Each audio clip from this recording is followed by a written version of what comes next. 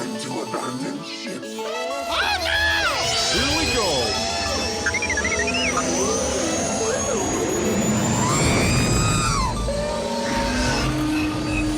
Can I persuade you to join us for a drink?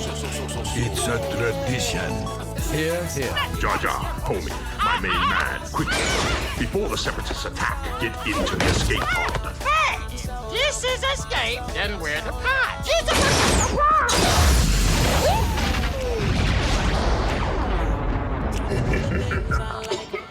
Welcome back to Star Wars Escape Pod and another episode in 2024. This is the second episode of 2024. So happy New Year, everybody. Only last week did we have Francis in for a chat about the Star Wars books that we've all read in the past, and it was a great conversation. So, you know, if you're looking to hear our good, the bad, and the ugly for Star Wars books, make sure you check that one out. This week, we are focused in on a little more on the comic book side. How the Dark Horse saved Star Wars. Yeah, that's right. That we're talking about the dark times in the Star Wars fandom and all of the content that was produced using the Star Wars IP in the process between the two trilogies in this entire decade plus of time that Star Wars fans had absolutely nothing but a few things. And we've got our friend Adam and Phil joining us on the podcast today for all that. So let's get into it.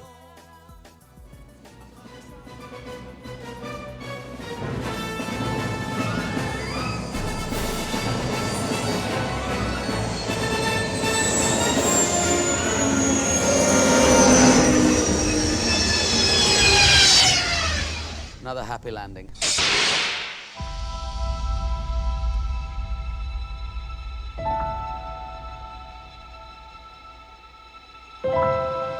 All right, welcome back, and hello, Phil. First off, it's been a while, man, since we've had you on the show. Hi, yeah, it's been a hot minute, and I'm excited to be here again. Yeah, thanks for coming back on. You're the one that people might recognize around here as Dash Rendar's favorite #1 fan. Yeah, #1 fan, exclusive fan club. You got the card and everything. Yeah, I got the card. Yeah. If people lift up your shirt, they'll see his face on your back, right? Tattooed in there? Correct. All right. And facilitating most of this conversation today is Adam.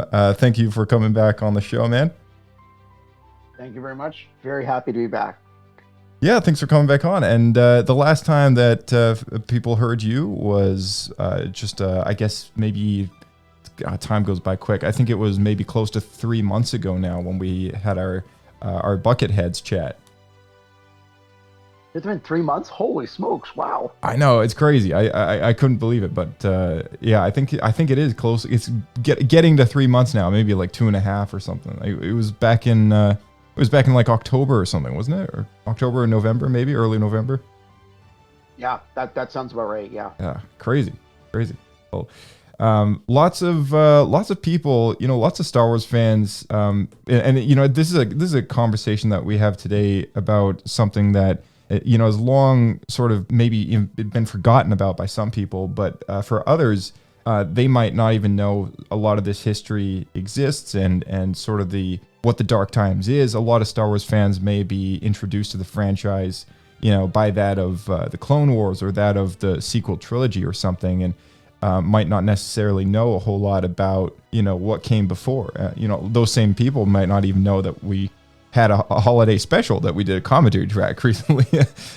Which apparently there's a really neat documentary, even in movie theaters, that is coming out like next week in Cineplex Odeon. Yeah, it's crazy. You know, you can buy it on or rent it on digital right now, actually at home. And we really okay. I'm gonna do it because I've never seen it, and people are saying that this is actually gonna show footage which George Lucas said was never going to see the light of day, and it's actually going to see the light of day, apparently. That's right. Yeah. So anyone interested in watching that, you know, definitely it's available. But yeah, I mean, you know, a lot of Star Wars content coming out between what was the Return of the Jedi and the Phantom Menace. I mean, there's a whole block of time in there that was just sort of a black hole. And if it wasn't for certain titles that came out to some, you know, to Star Wars fans, I mean, the whole franchise of the series, it would have most likely kind of been forgotten about, I guess, perhaps, that's a whole nother debate, I guess, but. Oh, absolutely. I mean, that's 16 years and technically 15 years from the end of the the 83 release of Return of the Jedi to the special editions, which were released starting in 97, and then 6 months later, The Empire Strikes Back, and then another 6 months later, The Return of the Jedi special edition in theaters, which led into, of course, The Phantom Menace showed in 99. But that's a good 14 to 15 years in the movie theaters where there's no Star Wars product. And this is way before Star Wars was considered to be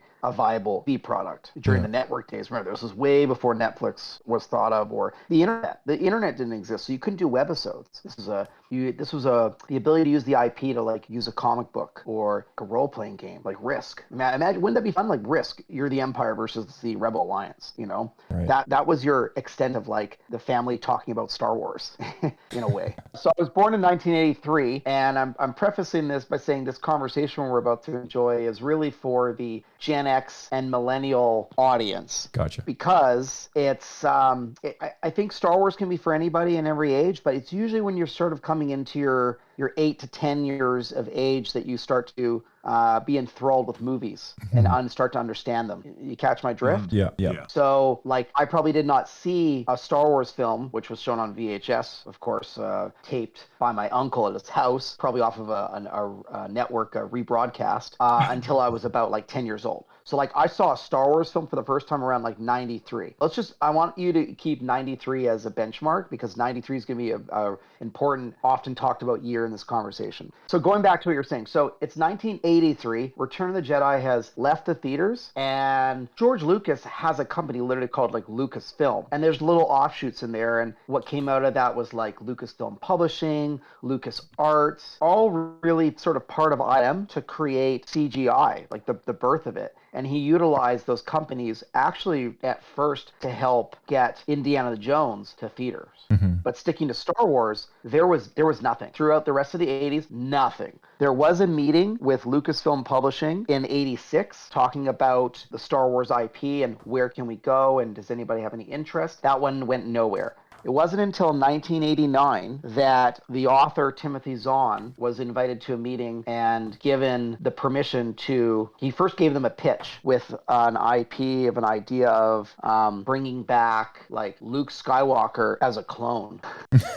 Well, and by nothing by nothing in the 90s, you mean nothing sort of big, right? Because I guess. The biggest thing that I can think of was probably the Marvel Comics line that they did, which I don't think it was overly successful, but at least, I don't know, maybe you can... Well, they actually finished by 85, 86, and you're probably thinking of the Archie Goodwin trade serials. Gotcha. Which were then compiled, funny enough, by Dark Horse later on as an omnibus. But yeah, that's true. So I would say by 85, 86, there's nothing. And if you've seen that great Netflix show, The Toys That Made Us, I think is that what it's called? Yeah, there's the movies that made us, and there's the toys we used to play with. They talk about Kenner. Like Kenner was like, it's 1984. Crap. Well, there goes Star Wars. I guess we got nothing left. And they're calling George like every few months, like, got anything else? And George was like, nope.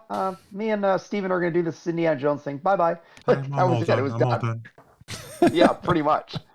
So, no more Star Wars. Yeah. So to kick this off, and I'm sure a bunch of your listeners are either going to be like, what the heck's he talking about? Or they're going to be super excited. Let's take ourselves to May 1st, 1991, and the release of Heir to the Empire. This is where I think the dark times end and where the term expanded universe begins. So Heir to the Empire is the first of a trilogy, which is then followed up by Dark Force Rising and finished with The Last Command. The Last Command being released in April 1st, 1993. There's that 1993 again that I said was going to come up. And these trio of books by Timothy Zahn expand the Star Wars universe. It takes place between 5 and 5.5 years after the battle on Endor at Return of the Jedi. Han and Leia are married. They have 2 kids, which are twins. Leia is pregnant with like a third. Luke is on this quest to become a full Jedi, like what does it really mean to be like a Jedi Knight and a Jedi Master, but he's alone. And here we are, the introduction of Grand Admiral Thrawn, my favorite Star Wars character. Were you happy with? Sorry to skip. Just while we're talking about Thrawn, your favorite character. As a side note, like, were you happy with the portrayal of Thrawn in Star Wars Rebels? Not at all. No. Gotcha. Okay, I just had to know. Yeah, and I was very disappointed with his portrayal in Ahsoka. I don't want to go too much into like the actor. Like, I thought it was sort of the wrong look for the actor, but that's really not the actor's fault. I mean, I guess you could maybe say that the casting director sort of could have chosen a very, very slender person, or Gallo. I was almost thinking of like Mads Mikkelsen would have been the kind of right kind of face. Like, but the mannerisms, the behavior that they had him act, it kind of had this weird sort of arrogance. And when I read Thrawn as a character in those novels, he doesn't display arrogance. He displays confidence, military confidence. And you didn't get to see that. Maybe Ahsoka season 2 or whatever comes of that new IP will show some real military brilliance. But there was nothing. Like, Thrawn is supposed to be a Grand Admiral for a reason. It's a very, very high attainable rank to get. And you got to remember, he's also... like, if Vader is his right hand, Thrawn is his left hand. He is so up there in Palpatine's empire that he is revered for his military genius. And I didn't think that Ahsoka did it the right way. That's a debate we can get into right now if you want to or not. But, oh yeah, no, I just had to. It was just a side note. Like, I just had to know, like, where you sat, where you're standing on, the Thrawn sort of portrayal debate, because I feel like everyone's got their opinion on how Thrawn has been handled so far in the canon versus how he was created for this new expanded universe, like what you're just about to talk about here. So I'll feel free to carry on. And I think there's also maybe why that character spoke so well to me. So all of my fathers served in the Air Force during World War II. So the idea of like flying and aerial combat, like I was reading those scenes as they flew off of Timothy Zahn's pages, and they hit me like right away. And as a side note, like I'm an Army reservist. Like I serve in the Canadian Armed Forces. So I have studied battles and stuff. So when authors, whether it's fiction or sci-fi, want to write a battle, like I read it, I read into it, I go, does this seem realistic or not? Timothy Zahn by no stretch of the imagination has any military background whatsoever, but he utilized the best resources available to him to write a character that would make a tactical decision and win a battle. And I still reread the books every few years, and it still is like amazing fiction. Right. So at the end of like The Last Command, it's 1993 now, the success of those books, which were published by Bantam Spectra, the people at Lucasfilm are going, wow, we've got an IP here that we can make money off of. Let's expand this universe and spin it out to a bunch of different multimedia varieties, which of course included like video games and comic books. So do you want to talk about the video games first, or do you want to talk about the comics next? I think comics is probably a good one to hit as well, because in 1991 they released Dark Empire. So this kind of overlaps with that Heir to the Empire trilogy that you were just talking about. Exactly.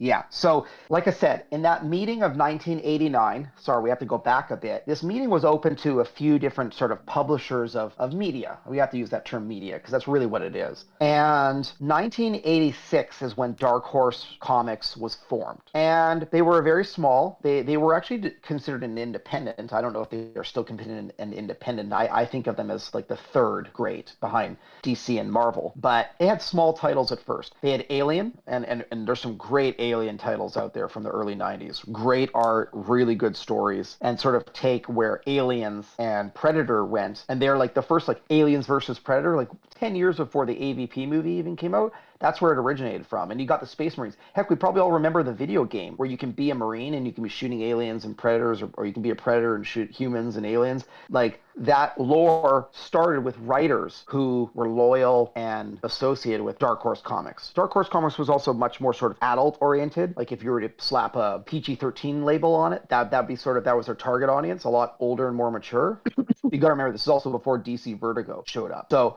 They also had a title like The Terminator. So they pitched Lucasfilm saying, look, we're interested in the Star Wars.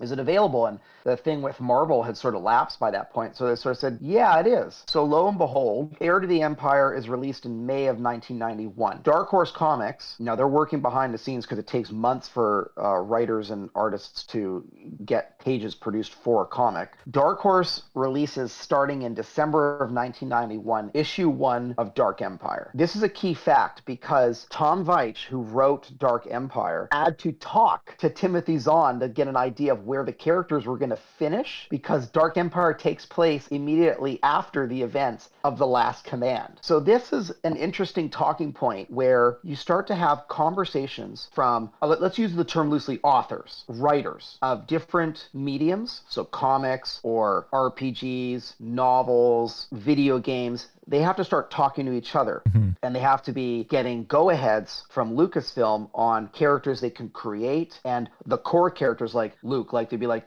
no, Luke will never just kill someone. Like, that's not the Jedi way. Like, these hard, fast rules, things that were no-goes that had to be respected from George's vision, basically. Right. So in the run-up to Dark Empire being released from December to 91 through to October 92, it took more than, because it was 6 issues, but it took a lot more than 6 months to finish. By that point, Dark Force Rising, the second of the Timothy Zahn trilogy novels, is released. That allows the guys at Dark Horse to make sure that they're kind of on the right track with their storyline, and also allows them to prep Dark Empire Part 2, which takes place immediately at the end of Dark Empire 1, and that comes out in June of 95. Yes, several years after the October 92 date where issue 6 of Dark Empire 1 finished, but not that long after the release of The Last Command. Now, I know I said a lot of dates there. If you need me to repeat anything, I can, because we're going to be moving backwards and forwards a lot. But these dates are super important, because if you want to look at it from the business side, let's not look at it from the consumer side, look at it from the business side. I bet you there was some kind of vision board in some Lucasfilm office with all these like authors' names being attached to this title, the characters, and the time frame, the Star Wars time frame, which at this point was always known as ABY, right? After Battle of Yavin, or A New Hope. So basically, Heir to the Empire to The Last Command is about a year's worth of fighting between the resurgent Galactic Empire under Grand Admiral Thrawn fighting the New Republic, being led by Leia Organa Solo and everybody else, all our favorite Star Wars characters like Luke and Han, and new ones too, of course. So now that we've moved sort of to the comics, the success of Dark Empire did a few things. First off, it brought a lot of money into Dark Horse. So they actually felt confident that like they could start writing more titles, taking a chance, and then making money from that, and then making more and more. But people always go, well, okay, so Dark Empire comes out from 91 to 92, but Dark Empire 2 comes out in 95. Why don't they just do it right away? What did they do between then? So this introduced the Tales of the Jedi, which was an expanding legacy of comics, which ultimately legitimized Dark Horse as the Star Wars publishing authority. And this was a series of story arcs released from 93 all the way through to 98. And it included a 5-issue arc literally just called Tales of the Jedi. And it introduced Jedi Knights from like 4,000 years before the Battle of Yavin, and introduced characters like Ulic Queldroma. And if you don't know who that is, you're probably too young. you probably haven't really picked up like a comic book. But I that actually was followed own, up by these two. I own a republished trade paperback bound copy of the Sith Wars series that they did for Tales of the Jedi. Great. So we're about to get into that. So, and this is also the start, I think it's fair enough to say, of collectible comics for Star Wars. Like, yes, having a Star Wars issue number 1 from like the original movie release back in like, I think it was brought out in April of 77, because they actually got permission to release part of the comic book series before the movie as a positive build-up to the movie.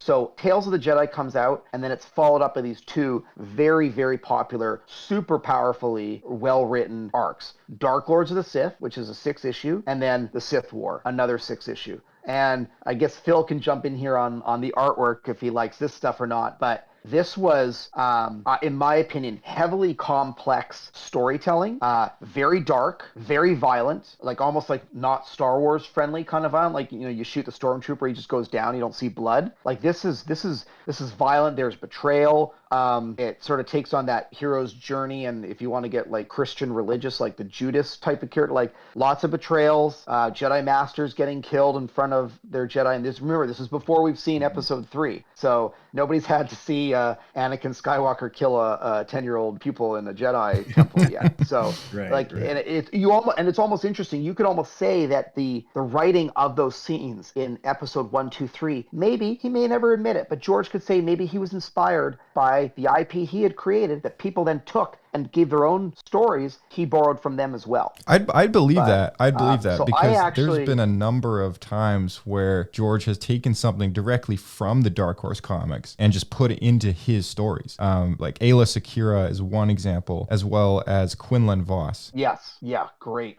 character. Yeah. Yeah. So Dark Lords of the Sith and the Sith War, I think, really legitimized Star Wars as an intellectual property that can be told through comics in a serious way that would attract serious readers, like older readers, because remember, these readers have matured. They have seen Star Wars in theaters in 1983, maybe as a 10-year-old. So by this point, they're 25, 26. Maybe they're married. Right. Maybe their wife's telling them to throw out their comic books. But it's also starting to build up equity. Like if you're looking at Star Wars as a business, I haven't checked, but I've got single issues of Dark Lords of the Sith and the Sith War, and I've been told that if I were to sell them as a set, it'd be $1,000 each for sure. Oh, jeez. Like I have Heir to the Empire issue number 1, single shot. It's $800 just for the one. That's so crazy, because I've been to the market's so crazy. Oh yeah, because I've been to comic book stores where I've seen sort of the original Marvel issues from the from the late or the early 80s, kind of in there, and they're worth nothing. Like it's, and mind you, the condition of them isn't like superb, but when you can buy one of those for like $2.50, $6, whatever, something in there, it's clearly not gained any value, even if there is some boxing around the edges. So it's crazy to me that these ones, which are slightly newer, but hold sort of a different level of importance within the Star Wars expanded universe, because no one, I don't think, ever considers those original Marvel Comics runs part of the expanded universe. They're kind of its own thing outside of the continuity of the expanded universe. So there's multiple levels of continuity, and to know that those first edition Dark Horse issues are so valuable because they're the OG expanded universe content, like that's really cool. Yeah, you bring up an interesting point about, like, I think the term the Star Wars expanded universe literally got coined because there was a book released by Bantam, because they were the publisher, in like 96, 97. I actually have it. I'm not staring at it right now. It's like in my parents' basement in my old Star Wars lore. But it was a big book, because there was a Star Wars dictionary and there was a Star Wars encyclopedia. But the term in expanded universe didn't get used until like the mid 90s, when they had expanded the universe, when they had started to create all these characters. It's funny that you mentioned that exactly, because in the people following the Twitter feed, there just wasn't enough written about it yet. Right. Well, and anyone following the podcast Twitter feed will know I just picked up the copy of Star Wars Year by Year, a visual history. And in September of 1994, it says that the Star Wars, the Lucasfilm fan club magazine was renamed as Star Wars Insider, starting with issue number 23 of the fan club magazine. And on that issue, it says the Star Wars Insider debut, which is issue number 23 of Lucasfilm fan club magazine, features an expanded universe timeline with an interview with Dennis Lawson, who played Wedge Antilles.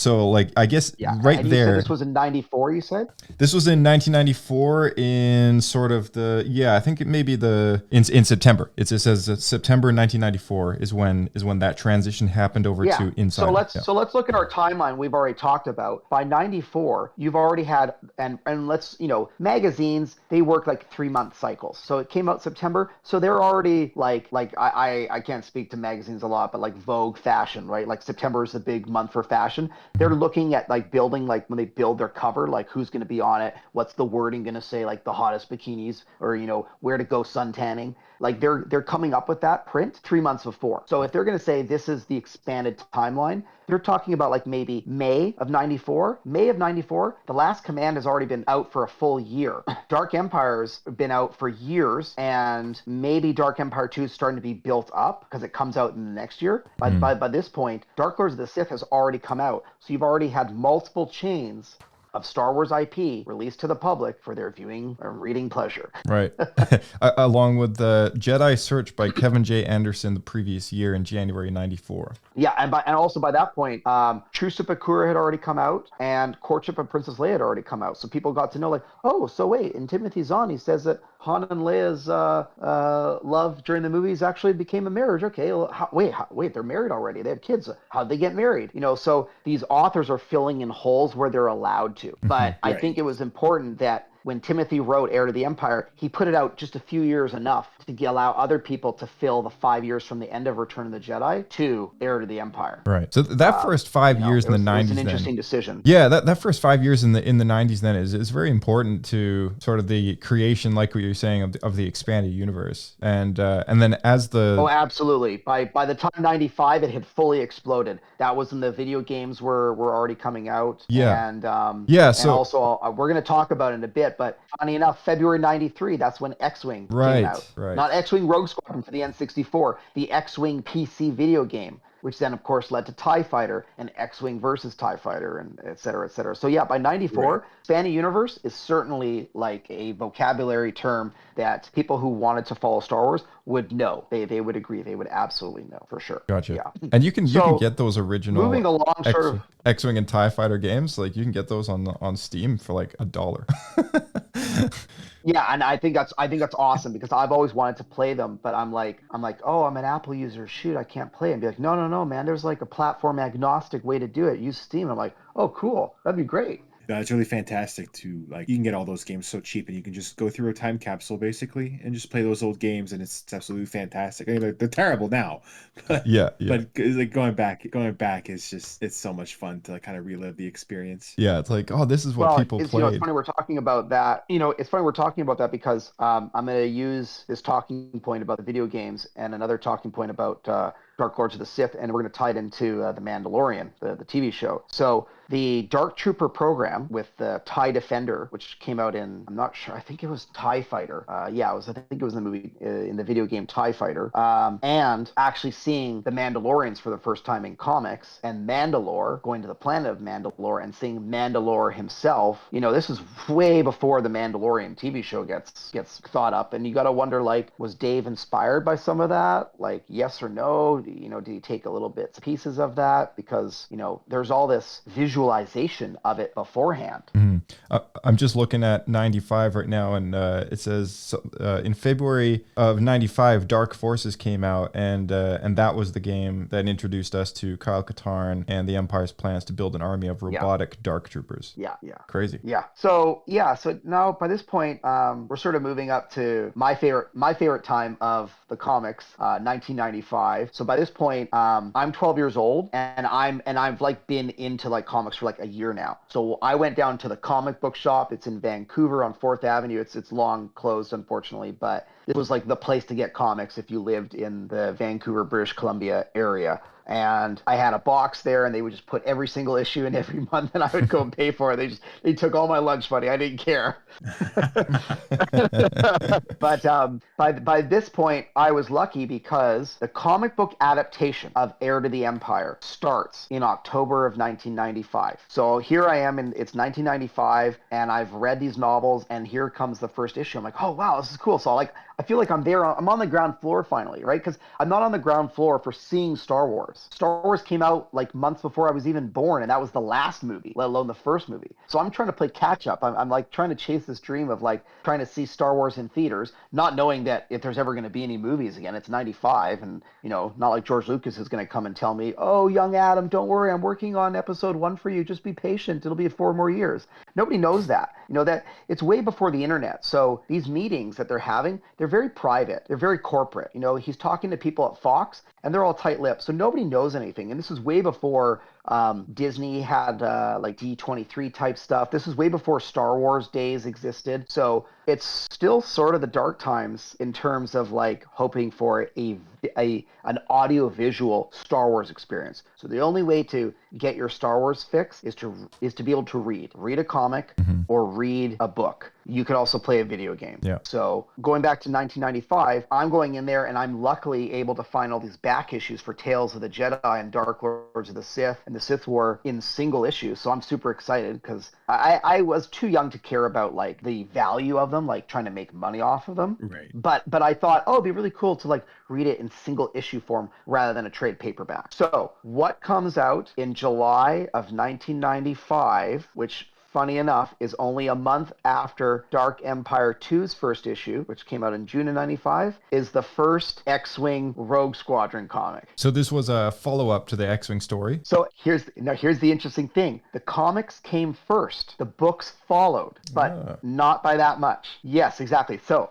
we're going to go on a bit of a tangent, but this is what I'm really excited to talk about because I love X-Wing. I was super sad to hear when the X-Wing property that Disney was going to produce just fell apart, like just disappeared. We never even knew if it was going to be a new TV show or a movie, but I have my vision. Like if I'm given $200 million, I know what I'm making. It's going to be an X-Wing movie followed up by a TV series. Like that's the intellectual property that I think needs to be produced for Star Wars that has not yet been produced, other than Heir to the Empire. And we'll get to that because there's some exciting news for Heir to the Empire coming out that was just released in November of last year. Yeah. So originally, this was the research I was able to find because I didn't know this until I did my research.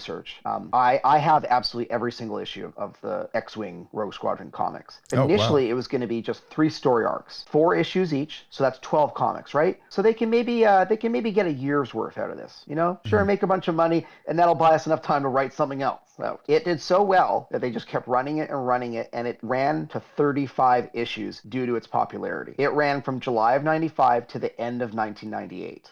Wow. And it introduced, in my opinion, other than Grand Admiral Thrawn, the most badass Star Wars character who fought for the Empire, and that's Baron Soontir Fel. Honestly, who I've Baron never, Fel is? I don't think I've ever heard of that character. No, I'm in the same boat. I don't really remember that one. Okay. So Baron Fel, and he's introduced in this story arc called In the Empire's Service. So that's a story arc. It's a 4-issued arc. You can buy it as a trade paperback, and it's issues 21 through 24. And then there's this double issued special, issue number 25, called The Making of Baron Soontir Fel. He's a Corellian who grows up on a farm, so he kind of has a bit of Luke Skywalker, a bit of Han Solo brashness, and he goes and enlists in the Imperial Academy, just the way Luke, right? He wanted to learn to fly. How do you fly? You join the Navy. They give you free flying lessons, right? And he's loyal to the Empire, and he becomes an ace TIE pilot to the rank of colonel. So he's very, very high up there. And when you're a colonel, and I can speak this in the military, like when you're a colonel, you're nowhere near the battle. You are far back, watching it proceed, making tactical decisions. But he is so loyal to his men and so confident in his flying abilities, he can do the tactics from the battle, not on the Star Destroyer. The artwork was superb. This is where the artwork actually got a step up. If you look at the artwork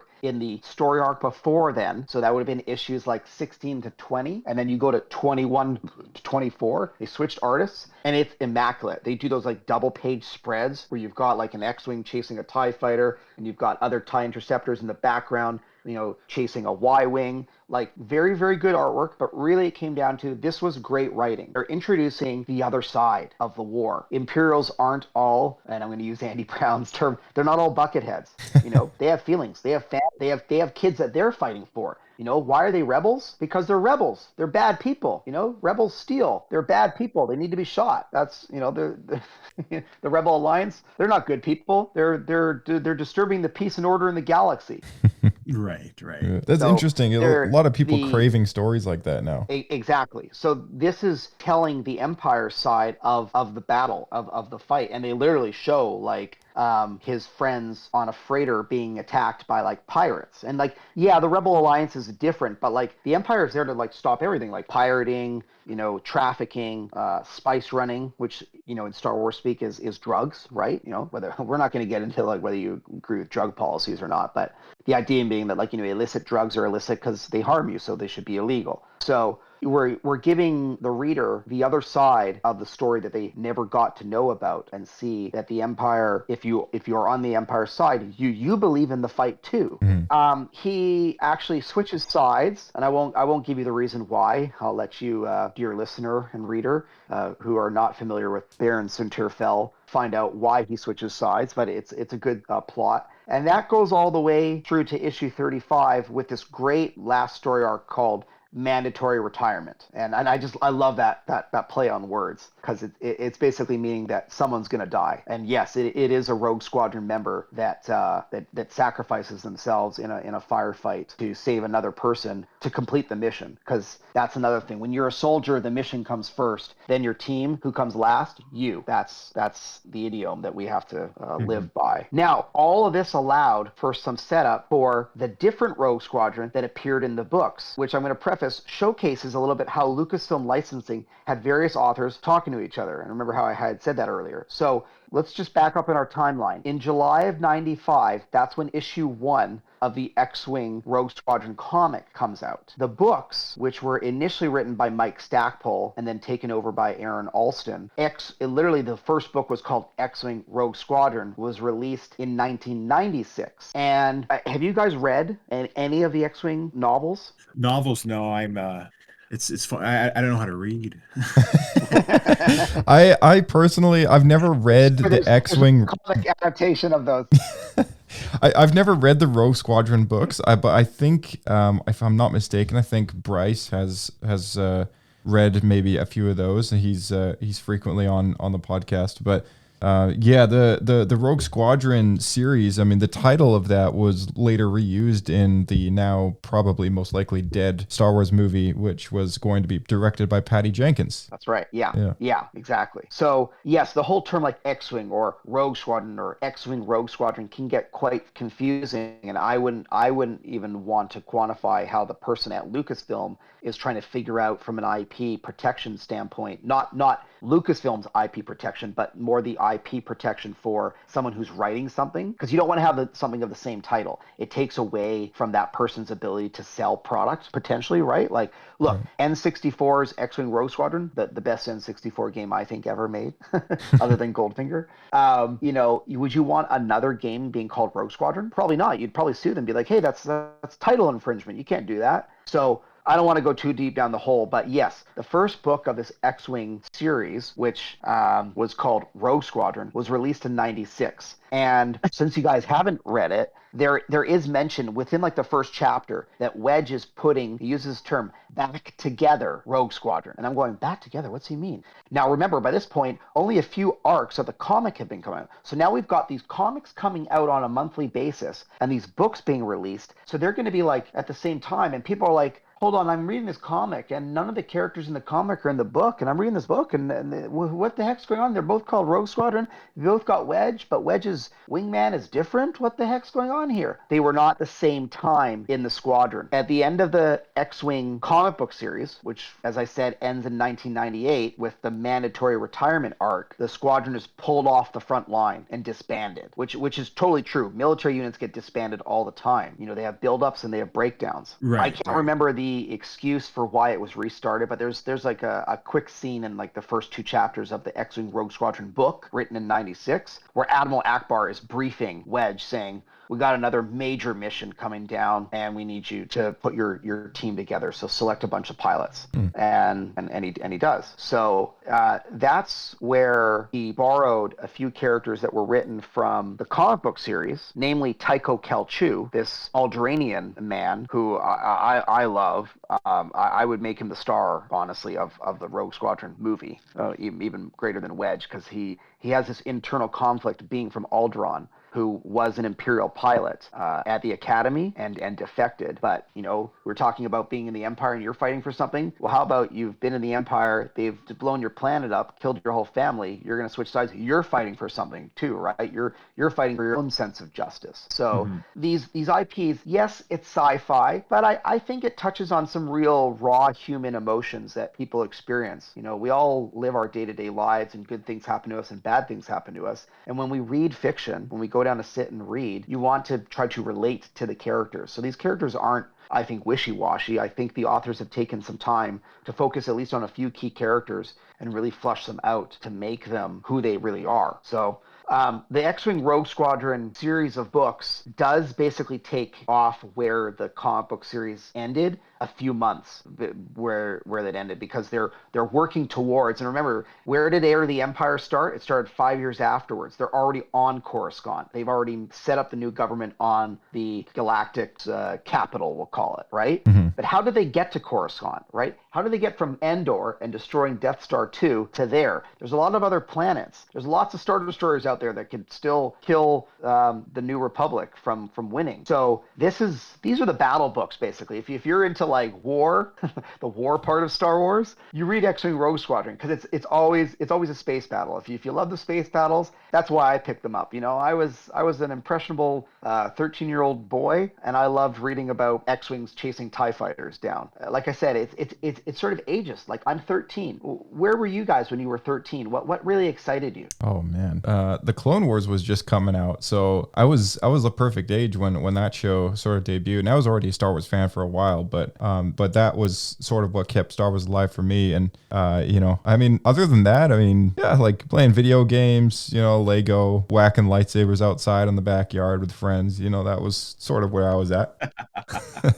Yeah, exactly. And I don't know, maybe it was like, you know, by the time I'm 13, I'm starting to talk to my grandfathers about their time flying in World War II for what they wanted to tell me, because it was pretty harrowing, and they faced death a lot as bomber pilots. But I'm starting to get that sense of like flying, and you know, and have flown a lot by that point. Yeah. In airplanes and stuff. So that sensation. So those books really spoke to me. And if you want to sum up the Rogue Squadron books, I guess I would call it the campaign to Coruscant, because that's basically what it is. They're kind of, it's almost like World War II Pacific Theater. They're island hopping. They are choosing strategic worlds. They're working their way towards Chandrilla, which is Mon Mothma's home world. Mm-hmm. And they take that, and then from there they use that as a jumping point, because that's a core world. And then they take that as a jumping point to Coruscant. And I'll finish up this talking point real fast with saying what was interesting about the comics and the novels. And the novels introduced her first, because the novel was written in 96. And then sure enough, when the comics caught up in the timeline, they introduced Ysani Zard, the Imperial Security Bureau chief. Now that's a very cool expanded universe character, as cool as I think as like Mara Jade, for a female Star Wars character who is very tough, very smart, very calculating. Right. So, and I can't recall, has Ysani Zard been talked about in any of the new Star Wars TV shows that have come out? I feel like she was introduced recently, or am I just out to lunch? My recollection, I can't. I don't recall the name, but you know, a quick Wikipedia search, and I'm sure there's going to be the canon. Maybe it's something to do with Andor. Oh, you know what? Yeah, maybe to do with Andor, because or maybe we don't see Zahn, but we think that maybe in Andor season 2 they'll show her, because we're introduced to the ISB, and you know, like the ISB at its very worst is like the Nazi Gestapo. Like they are bad people. Yeah. And if they grab you, you know you're being tortured. Like you don't want to be talking to anybody who's associated with the ISB. They are not nice people. The stormtroopers are actually humans. They're people. Yeah. But like anybody who works for the ISB is sort of like they're a true believer, if you want to use that term colloquially in Star Wars empirical reference. So that's a wish list character for you to see in live action then. Absolutely, and especially because she's famous because her eyes are two different colors. Oh wow! One of them is like bright red, and the other one is bright blue. It's weird. And then she's got this ashen hair that's sort of like silver, but she's not old. She's like 30. I still find it crazy that you know, the way that you talk about the overlap between these novels and the comics with X-Wing. I find it crazy that for 2 years almost, you know, people just didn't know that the books would have taken place after the comic books. Like, I think the only other information that they would have sort of brought out to the public in terms of like, this is how it's situated in the timeline is probably through the recently renamed Star Wars Insider magazine. That's probably the only place that they would have had the information that the books take place, you know, after the comic. That's a very good point. It's a very good point, and I think it has to do with, remember when I was talking about protecting your IP? Yeah. Bantam Spectra, when you would buy a Star Wars novel, about a few pages in after the inlay, but before the title page, or maybe immediately after the title page, but before like the introduction of characters, because that was a thing they would do. They would introduce all the characters, probably because they were getting new Star Wars readers and they didn't know who the heck Luke Skywalker was or who Darth Vader is. They had a timeline. Okay, that's Dark Horse Comics did the same. That's interesting because they still do that. But here's the problem: Dark Horse didn't talk to Bantam, and Bantam didn't talk to that either. Now, yes, the overlords, like the chief editor, or whoever the heck, like I think it's called like an editor in chief, who runs Dark Horse Comics' Star Wars publishing part, is obviously talking to Lucasfilm and maybe even having phone conversations with Bantam just to make sure they're not stepping on each other's toes. But the reader, if they're only into books, they don't really realize the comics, like there's some overlap. Like if somebody wants to be loyal and be like, I want to read everything about Star Wars, it's the only thing I care about, I'm going to give all my bar mitzvah money to it. Just give me everything. Just I take it all. I want to read all of it, and I want to read it in order. They would have to do their own research. Yeah, call me a nerd. I did my own research. I mean, I was reading it as it was coming out, but I was also filling in the holes. Dude, it took me a whole weekend to literally stack all my comics in chronological order. not chronological order from when it came out, but the story chronological order. Right. So but my wife is a trained librarian, so basically I get that from her. You get some help. Before we move too far along from these mid 90s, I also want to throw it out there because you mentioned that Kenner was sort of pestering George, hey, what are you doing next? What are you doing next?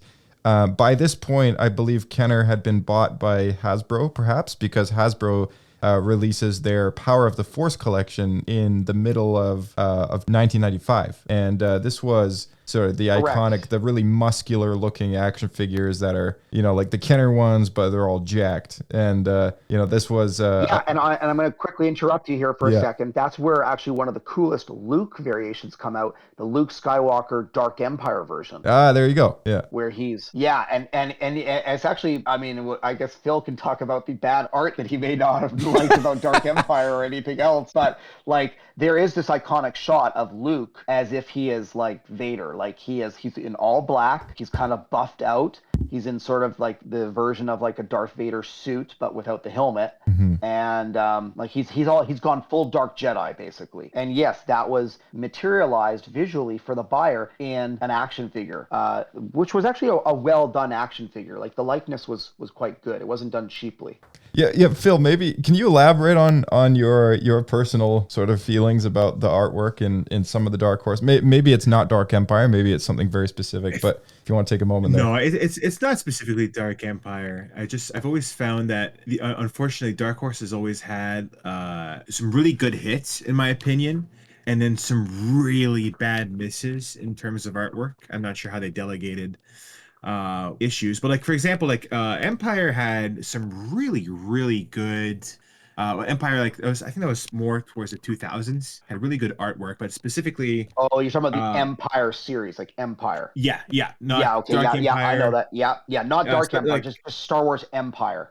Specifically the big Starklighter story arc Forever. Like I think that was probably the most cinematic comic I've ever read in my life, in terms of like... Empire was a lot better than Rebellion, I would agree, which was pursuing it. And you're right. It's they choose certain people, and if you're a real aficionado, you might follow an author, or you might follow an artist, and you'll buy anything that artist does, and it could be hit or miss because the writing's not that good, but absolutely. Because my opinion also comes from the fact that I'm a 90s child, like born in the 90s. So for myself, like Star Wars comics, almost like for me, for like Dark Horse, almost came to me, for lack of better terms, like posthumously. Like I feel like I started reading more like after Dark Horse stopped making Star Wars comics for the most part, is when I kind of got into reading them. Because I was mostly like my Star Wars experience has mostly been just video games and just nonstop watching the VHS tapes like every week, right? Until they rot. So when I started getting into the comics, I would like read the omnibus. That's like kind of where I started, and then going from issues in there. And unfortunately, like the quality was just not there for a lot of them, which I'm surprised they decided to make omnibuses with some of the comics that I consider just to be absolute misses. However, there are some absolute great ones. The Boba Fett one specifically. What's it called? It's Twin Twin Engines or Engines. something? Yeah, Twin Yes, Engines. Twin Engines is so good. Is in my opinion, I think it might be my favorite comic book of all time. There's also a Uh, lot of great Darth Vader ones, like was it Ghost Prison or The Lost Command? Fantastic story, like really good. Like it's actually one of the few comics I'll admit that I've actually paid extra for and bought like the hardcover collections. Like oh I decided not to get it as single issues or whatever, where I missed it. I don't know if yeah, I was like traveling overseas or whatever, and my box got emptied out by accident or whatever. I didn't call the comic shop. And they're like, well, you didn't call us, and we didn't know if you wanted this new one, so we just didn't get it for you. But like I bought like the hardcover because it's just it's sort of it's special to me. It means something to me. I mean I love Darth Vader. Darth Vader's my favorite movie right. character without a doubt. But yeah, but then it's like when you get all those hits, and in Dark Horse, I think it was just more of like a quality control issue that I had. It was like, although, like I obviously like I haven't read every single issue, so like you're like from what I've read, like from the hundreds that you've read, you've probably like I don't know, probably enjoyed like 90% of the artwork. Unfortunately, from what I've read, I've probably only enjoyed like 50% of it, right? So it kind of turned me off, and then Well, uh sorry, Phil. Can I quickly interrupt you there for a second? oh, absolutely, go ahead. Yeah. So I think I can confidently say that from Dark Empire, like literally the first Star Wars title produced in the modern era by Dark Horse, till they lost the license, because I have some early Marvel stuff. I've stopped reading it. Full disclosure, I no longer collect Star Wars comics. And I'll tell you why. This is where I'm going with this in a second. I think I have almost everything that's produced by Dark Horse. Everything. Hundreds. Oh my. Now, where am I going with this? Yes, greed got involved, and we're going to talk about it in the books in a bit when we get to the Zhang Vong and why I think it was a problem. The comics, they were putting out too many titles a month because it is a business after all, and the publisher, that's the editor's boss, the person who actually signs off on story arcs, says, well, we need X amount of dollars in, and our poll is saying like, readers want 4 a month. They're like, they are willing to spend $20 a month on comics, and that's $5 a comic. So Right, we must have 4 series, all right? They were putting out too many titles a month, and it could not be supported to the point. And that means they were putting out a lot of filler, and it wasn't all killer. Hence, a lot of those omnibuses was another way to try to make money, to get people into it who thought they'd missed out, but then they're reading a lot of filler and not enough killer. So I absolutely am with you. I have comics that I have kept, maybe sort of for stupid collective reasons. I know it's pretty shameful for me to say that, but like Legacy, didn't really enjoy it. But if I hold on to it for another 20 years, I could sell the entire lot for maybe like 10 grand. I'm just throwing a stupid number out there. Maybe it'd be $100. Maybe it's garbage. But my point is, if I literally give this to some 30-year-old 20 years from now and say, here is the entire Star Wars Legacy arc, all 50 comics, complete, check them out. They're all in bags. They're all backboarded. They're perfect. You can read them and destroy them, or you can keep them as a collectible. I don't know why you would want to. I can do that. I can gift it to somebody as a complete set. Mm-hmm. So that's why I just kept saying, yeah, I'll take it. Yeah, I'll take it. I mean, I was working in the film industry by this point. I was making some decent money, so I was like, whatever. It's $25 a month. It's my reading. It's for my mental health. As my wife is like, those comics are going underneath. I don't want to see them on the bookshelf. They're going underneath the bookshelf. I go, yes, ma'am. So they were draining on her mental health at that point. Yeah. So I'm gonna give it back to you, Phil, in 1 second, because I actually want to hear if there's any specific titles of comics you like. But I'm gonna go to the books for 1 second, and then I'm gonna go back to Phil. Is that cool, Phil? Yep. You go all in. I'm all ears here. So I think when the Zhang Vong invasions plotline, like the New Jedi Order started, and I can't remember when that was. It was, I don't know, around 2000 or 2005 or whatever. It got out of hand. There was way too many books, and I could not keep up. And, I thought I was a pretty decent, voracious reader, but like, I can't be reading like 3 to 4 books a month. I mean, it's just too much content in a single idea. Now I get it. There are people out there who can read a book a day, like a 350-page paperback, and that's good for them. That's how they relax. It's how they expand their mind. But like, do you really want to be reading the same thing? Like, do you really want to read a Harlequin romance novel every day? Or do you want to read that and then read a bit of Asimov and then maybe read a nonfiction novel like about Elon Musk or the same author who's a brilliant author who you could read like his biography on Steve Jobs. Like I could not do Star Wars that much per month after month after month. So I stopped reading the stories. I had lost interest. Maybe I was the wrong target audience. Maybe they were trying to attract new readers, and I think they were trying to attract new readers. Yeah, and I mean, oversaturation is a real thing. This is an issue that I think they have it's today. Happened in Marvel now. Yeah, I think Marvel really sort of screwed the pooch with the licensing deal. And I'm happy to hear, and I'm saying this for all your listeners who enjoyed the Dark Horse comics the way I did, they are now sharing the license. Yep. I don't know how they make that happen, because I would consider it a non-compete clause, but apparently Lucasfilm has awarded the ability to produce Star Wars stories in comic book form to Marvel and Dark Horse, and it's happening right now. There are stories being published under the Marvel label and the Dark Horse label, like as of 2 months ago. And this was also happening with an overlap with IDW as well. And up until recently, I believe it was Marvel and IDW side by side for a while. And IDW had like a very specific label. Oh, I didn't know that. Yeah, they had a very specific label with the Star Wars Adventures lineup. They did multiple different sort of titles with the Adventures subtitle to Star Wars.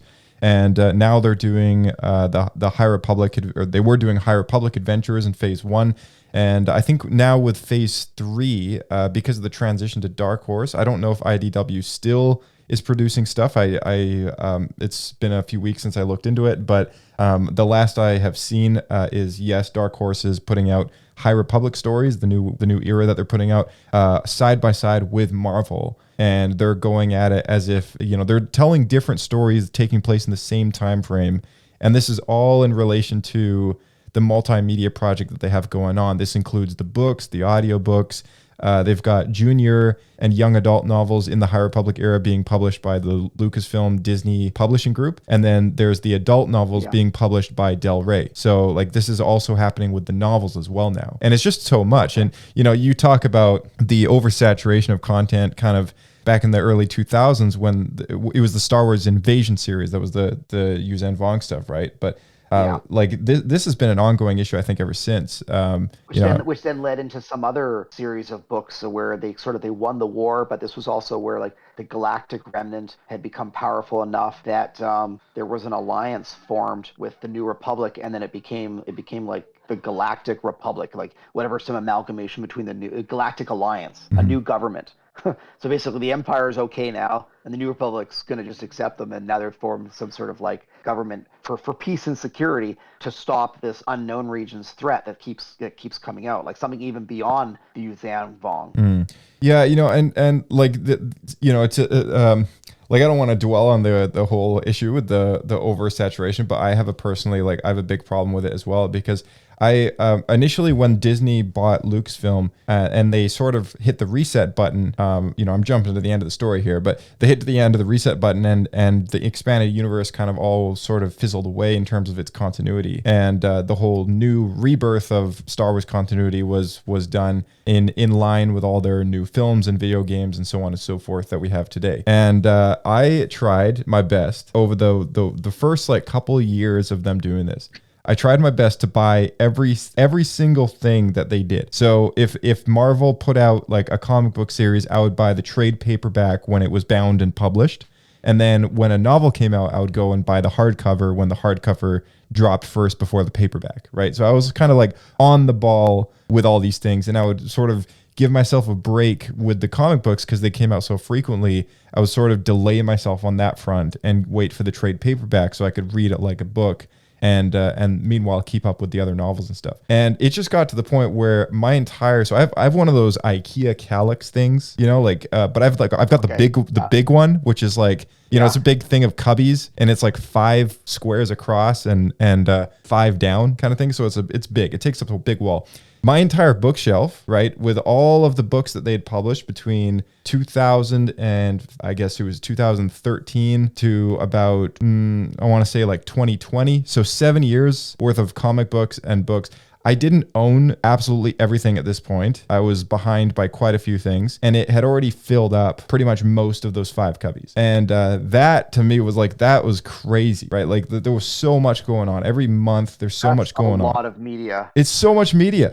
Yeah, it's so much. It's too much. And that's not even including the video games that came out. That's not including any specific direct to audio things that they've done, which they've done like, 3 of those or 4 of those now as well. And these are trade paperbacks. We're not talking, single issues, because that would take up even more if you count like the cardboard backing and stuff. But like it was too much. So at one point I was like, okay, I'm buying these books ahead of the time that I can actually get around to reading them. And I haven't even cracked the spine on them yet. And they've been sitting here for like, 6 months to a year. And that's how far behind I'm quite a slow reader as well. But so eventually I was like, you know what? I'm going to sell all this stuff. I'm going to take it back to Indigo, all that, just get some store credit. So I took everything that was in like perfect, pristine condition still and took it back to the store, explained my dilemma here, and they gave me some gift cards, which I ended up just spending on the big fat Star Wars Archives book by Tastian. Beautiful books. And nice. So I replaced my entire canon series collection with these 2 sort of commemorative books that are sort of about the films and about George Lucas. And I still have a few left.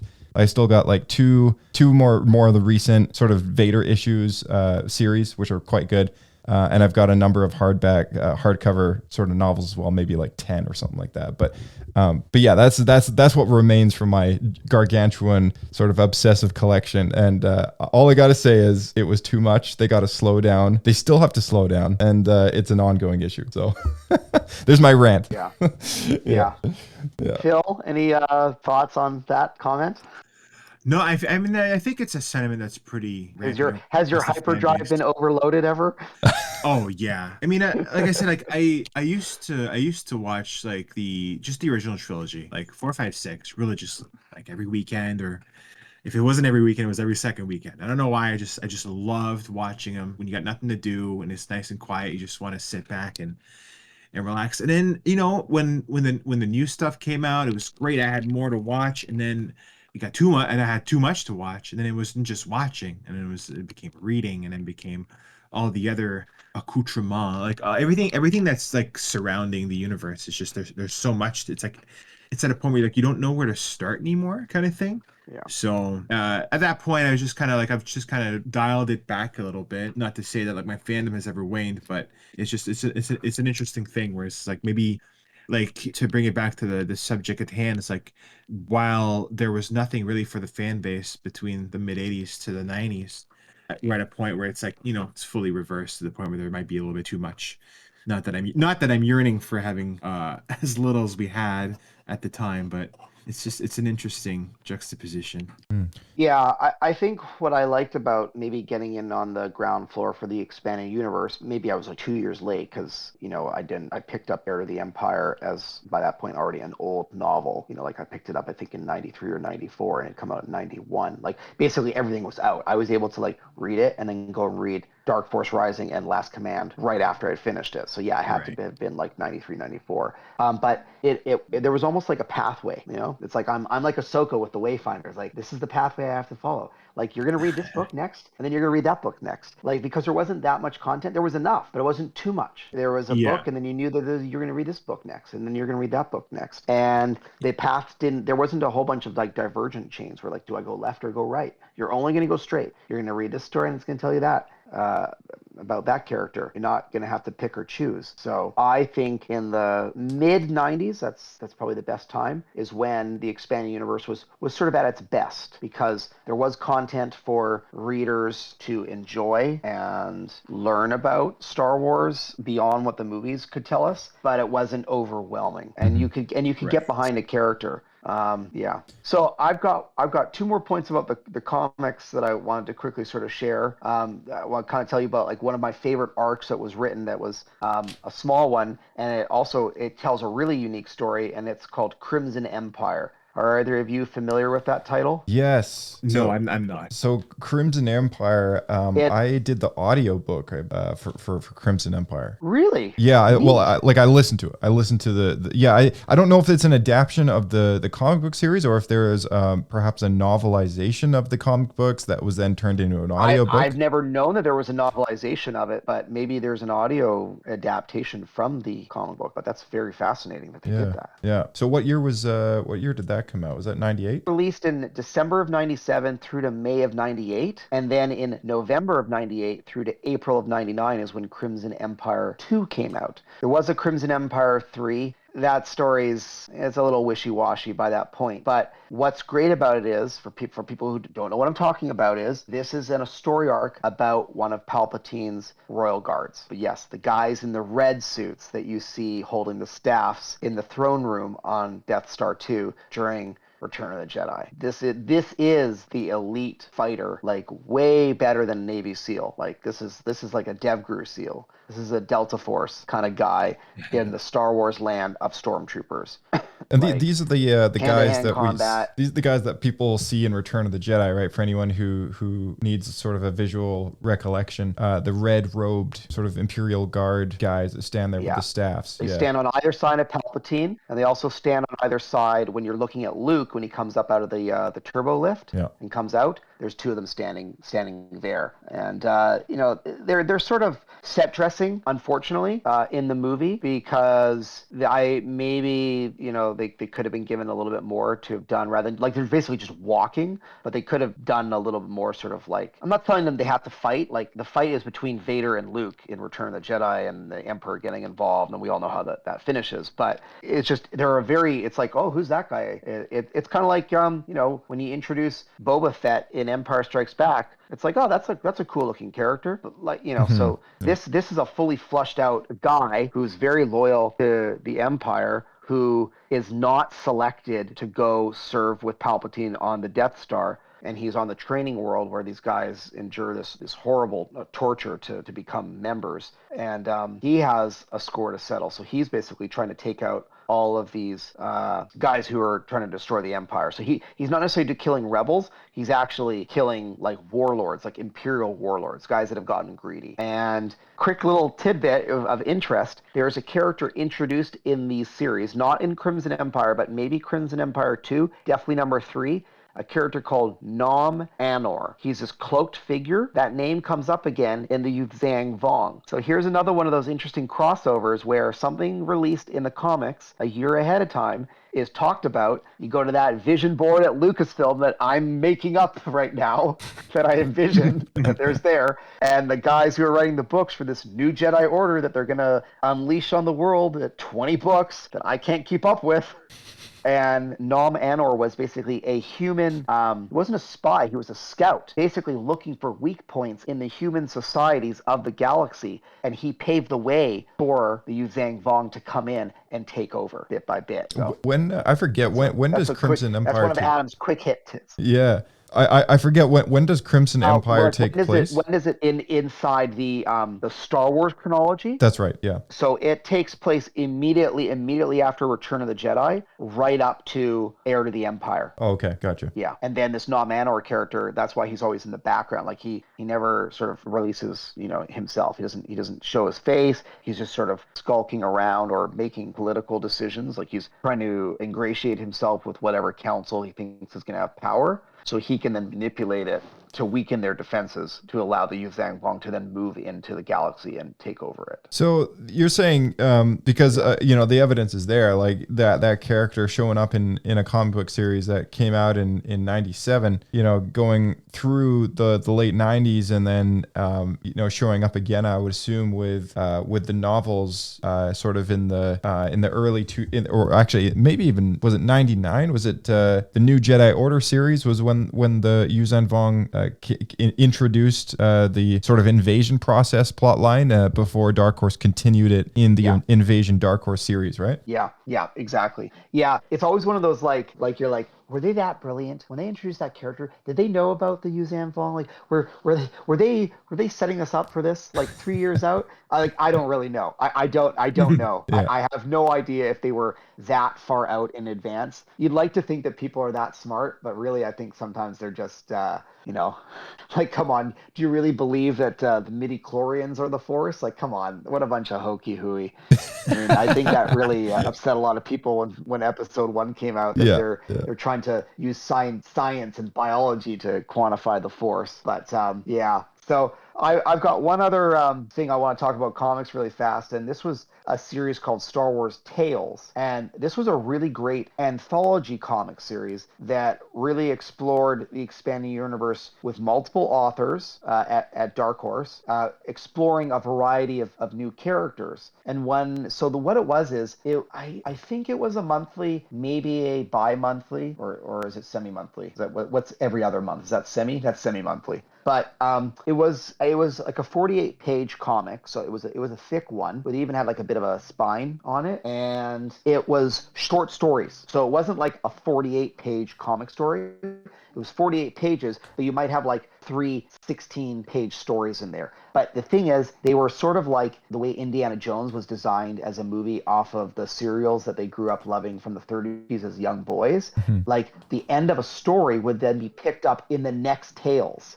So it was a marketing ploy, obviously, to bring readers to keep buying them. But what I liked about it was just lots and lots of Star Wars stories, exploring lots and lots of characters, people that we knew. Like, I'm not sure if I can't, there's so many of them, and it's been years since I've reread them. I probably should reread them because I love them, but maybe Mara Jade was talked about in one of them. Boba Fett was probably talked about in one of them. But like your favorite characters that you've grown to love are in these tales. And harking back to sort of our mutual love for Bucketheads, and I would love to ask Andy this question later because I want to know if he got his inspiration for this. But there was an arc in Star Wars Tales about a squad of stormtroopers told from their perspective, and they see themselves as the good guys, absolutely. And I thought it was actually one of the best storylines in Star Wars Tales. So interesting. I take it neither of you have probably heard of Star Wars Tales.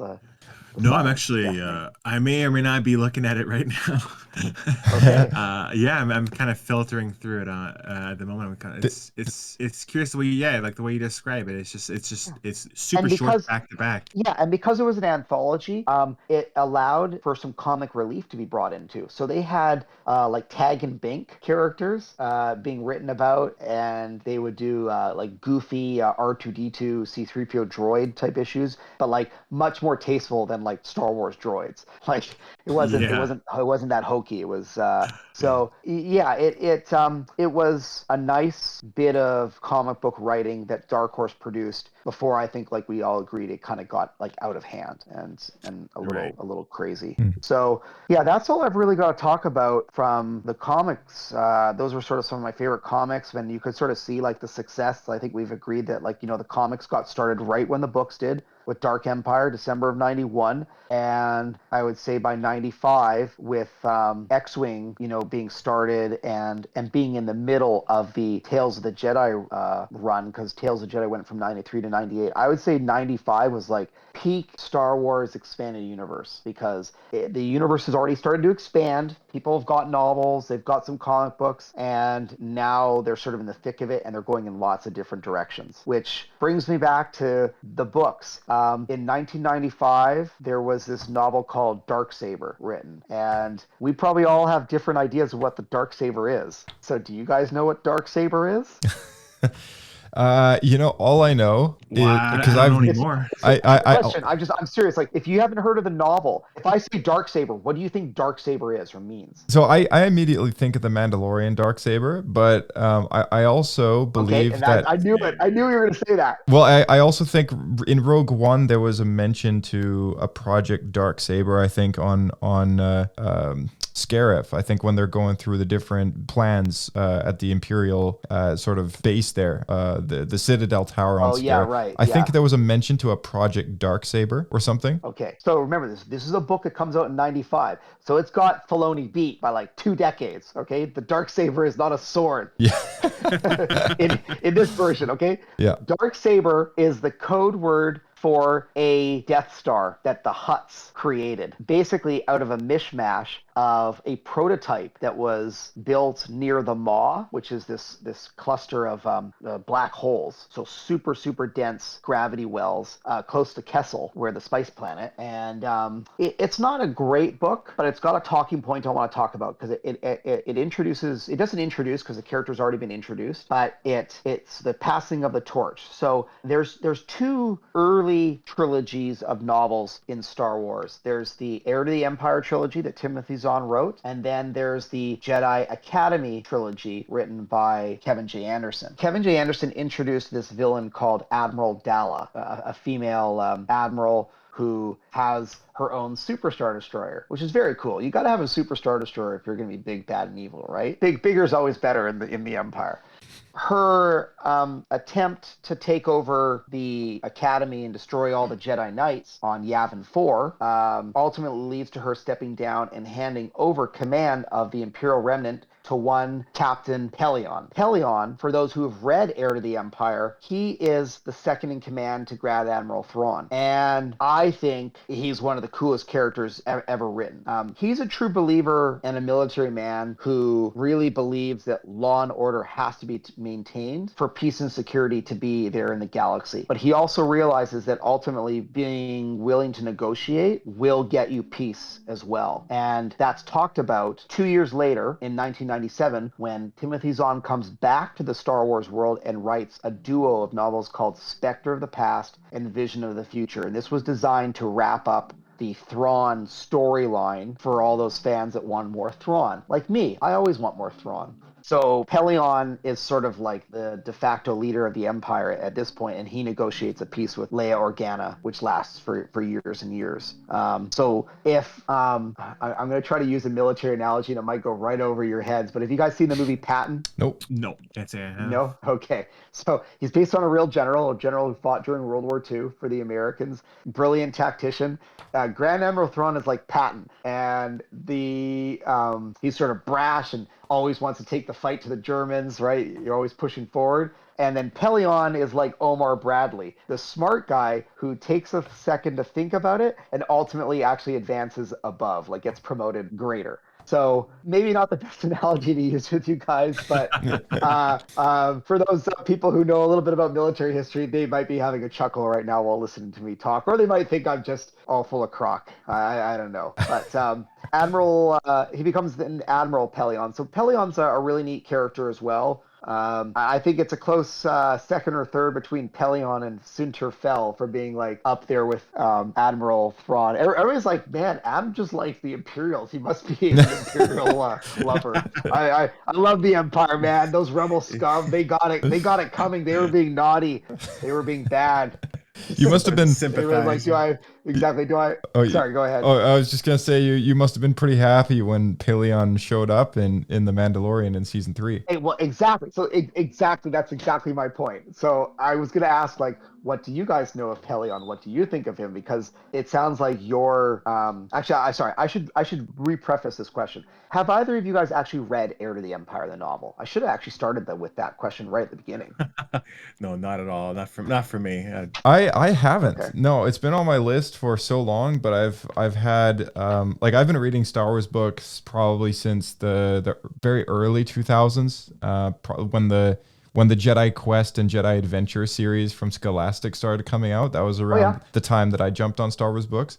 So at that point, Heir to the Empire had been around for about 10 years, and all its sequels a bit less than that. So but it was for much older, audiences, older readers and such. So, by the time I would have been the age that I could have. I completely understand. Yeah. And then at that point there was so much more, and I just never got around to it. Even now, I still tell myself I got to go into those. And then I just, there's so much other stuff to catch up on. So, but I do need to go back and read it.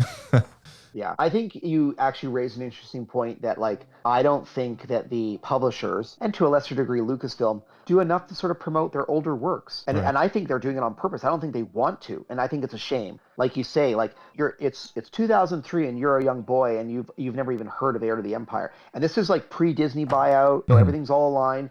all the expanded universe is still canon. It's not called Legends yet, and yet like you can't find a copy of it. And I'm not saying it's out of print, but you're right. Like you'd have to go to the library. You have to do the research to hear about like what was the first Star Wars novel ever written. Yeah, because at this point there was no such thing as e-readers. There was no such thing as, you know, like digital platforms like iBooks or, you know, Google Play Books or whatever platforms exist now that you know, there was no Kindles, there was no nothing. Like it was what you found at your local library or in the classroom at school, or, you know, just sort of if you got a book from somebody as a gift or whatever have you, that you know, if you're a Star Wars fan, you were hoping for a Star Wars book. And there was not really any websites where you could like check stock and see all your different options online at that point. You know, that was such a new thing to you know, if there was any stores that were adopting that methodology for showing what they had, you know, it was a very recent thing. So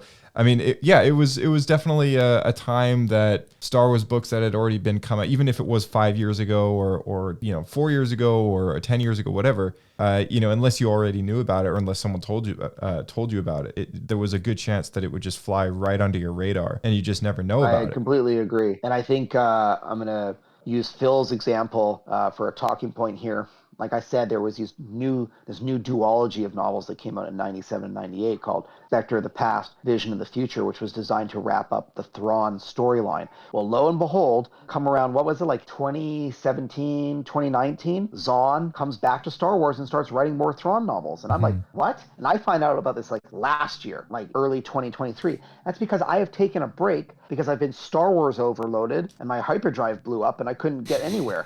You know, I'm like C-3PO down in the hole, the mess and the wires everywhere. I'm like, okay, hold on. There's Thrawn novels? Okay, I'll read the Thrawn novels because I like the Thrawn novels. But by that point, like they're already years old and they're already like out of bookstores. So I'm having to like use research, which is great because now we have the internet. You can literally type in like Thrawn Star Wars and it'll give you the list. Like Timothy Zahn has written approximately 9 novels with the character Thrawn. And these are the orders that they were published in, blah, blah, blah, blah, blah. So now I'm currently reading the Thrawn Ascendancy series, which I know actually came after this other trilogy. I'm deciding to read it from a chronological standpoint, not a publishing chronological, but like a Star Wars story chronology. Yeah. Maybe that's foolish. I don't know. We'll see when I read the next trilogy, but that's where I am with like, that's what I'm currently reading. I am currently reading a Star Wars themed novel. Yeah.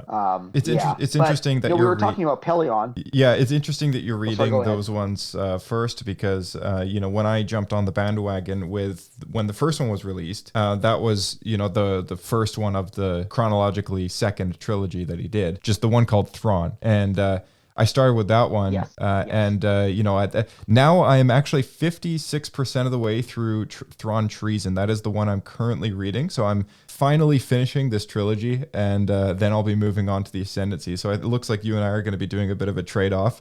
But yeah, that's going to be I think you might like this particular trilogy. It overlaps completely with Star Wars Rebels, the animated series. So not a performance that you're super fond of, but it makes me wonder if the sort of because it's still Timothy Zahn, so it makes me wonder if perhaps the way that these books are still written with that character in mind by the guy who created him in the first place, that, you know, maybe it sort of redeems a little bit of the show for you in some sense. I'm curious to ask your opinion on that sort of down the road. Yeah, well, sure, I'd love to do it, which brings me to a talking point that I mentioned very, very early on. So I was doing research for this chat we're having right now and found that Mr. Filoni is prepping a movie project. Yes, that's a theatrical project, code titled Heir to the Empire. Yeah. Now, it's not going to be the Timothy Zahn novel, so I don't think I'm going to like it, but they'll get my $14. I'll see it anyways. Yeah. It's just like the interview literally says, and this is an interview with Filoni because it was based off of the D23 celebration, which was back in November. So this is hot off the press news. This is barely 8 weeks old. they said that they are going to be sticking to the current canon. So that means that Thrawn's, interactions with Luke and Leia and Han and stuff is going to have to be like where they got to with the First Order and eventually the Last Order. Not, like it might mean like that Leia might be pregnant with Ben, but like where's Jason and Jaina Solo, the twins that they had before? Like, I don't know. I mean, I don't know. Maybe they'll do something horrible. Maybe they'll have Jason and Jaina and they'll be killed. Like that'd be an interesting dude. That'd be a huge can of worms to open for people who want to write stories that basically knew that the old Star Wars Legends, like the expanded universe, that Leia had 3 kids and they actually have to fight Ben. That would be pretty crazy. In the new one, it'd be like, well, maybe Ben actually killed them, and like and it was never said that, and that's why Han was so upset with Ben and had to sort of banish him, and then we know what happens in Episode 7. Yeah. But I'm getting sidetracked, so sorry about that. No problem. My point is, yes, Heir to the Empire hopefully will be coming to theaters as a movie. I've been saying for years that I think that's the trilogy that should have been made as Episode 7, 8, 9. And then when the heck you could follow it up with Dark Empire if you really wanted to. Yeah. But it's going to come to theaters. It'll be looking a little different, and yeah. But I wanted to ask you guys what you thought of the Pelion character. He was in there for such a short while, but you probably didn't really realize the importance of that character not being Heir to the Empire readers, I guess. Yeah, exactly. For me, it didn't really register, right? It was just another character at that point. Yeah. So because I didn't read the books, I didn't necessarily. I only recognized him by name because I'm familiar with the plot line from the books, even though I never read the books. So that was sort of how I recognized him. As soon as his name popped up, I perked up and I was like, oh, there's a character that just came back.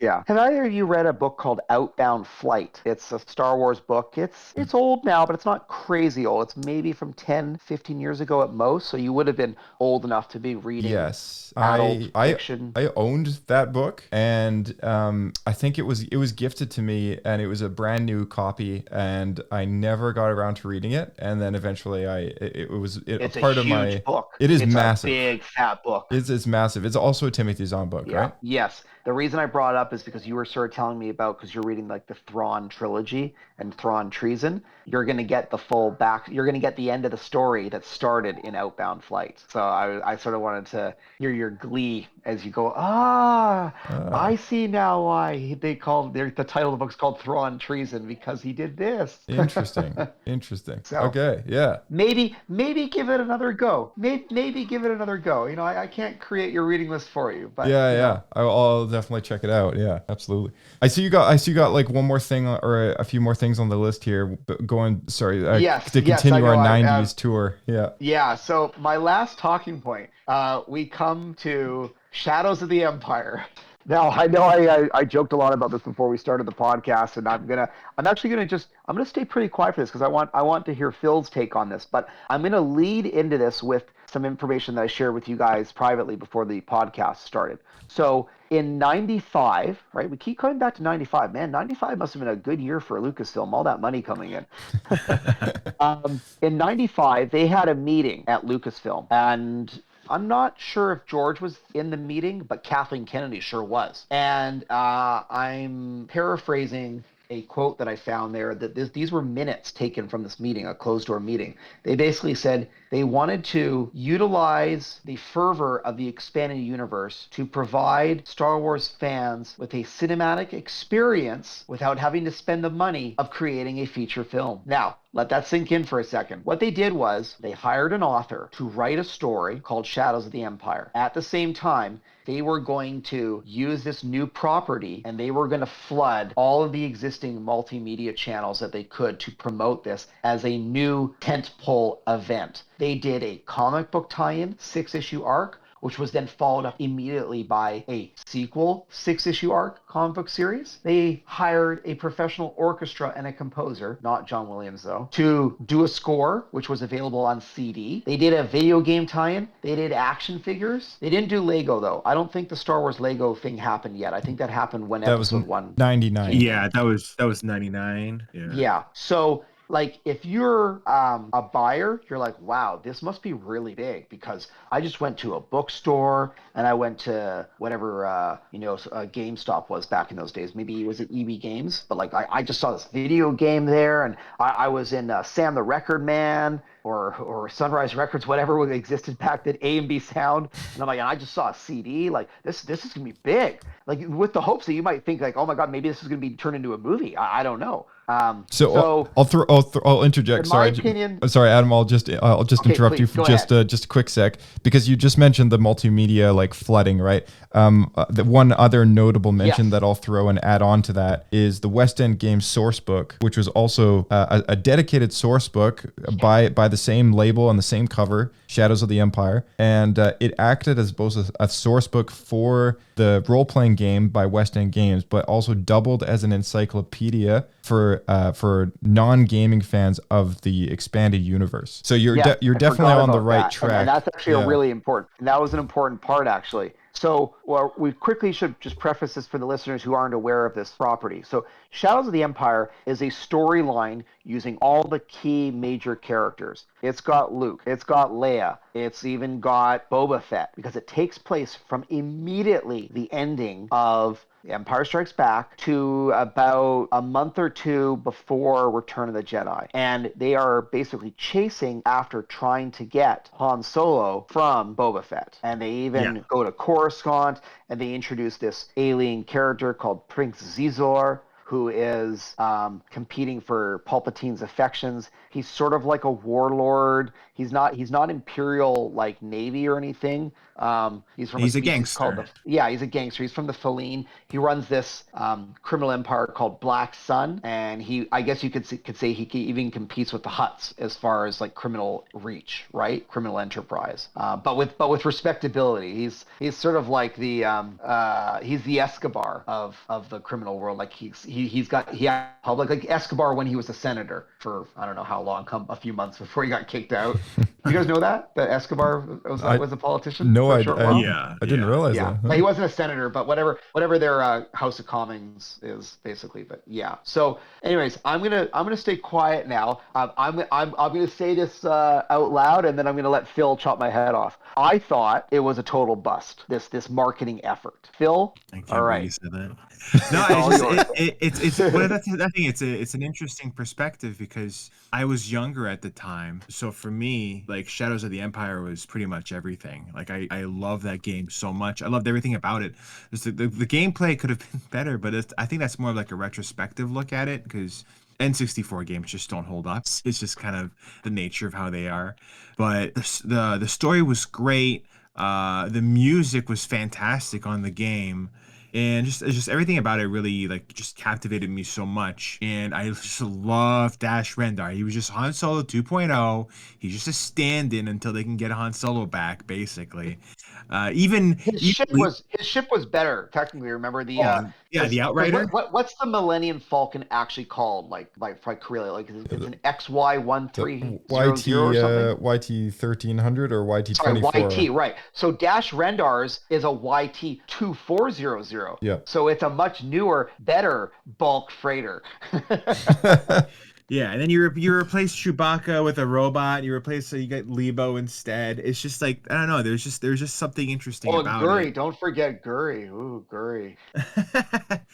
But overall, I thought it was a fantastic. Like, cause I didn't obviously like you're more into the comics of it. But like for me, it was strictly game. Shadows of the Empire was strictly the video game. Anything around it did not exist for me at the time.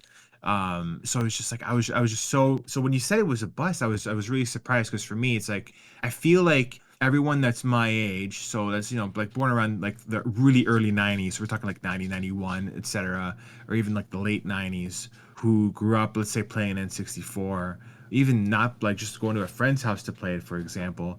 Shadows of the Empire seems to hold like a pretty special place in their core memories. It's like GoldenEye, Shadows of the Empire, Mario Kart. You know what I mean? It's like By and, chance, Phil, did you play X-Wing Rogue Squadron on N64 much? Oh, it's I mean, it's a fantastic game. It's okay. like, but that came out 99, 98. Yes, that's what my research says. It was on.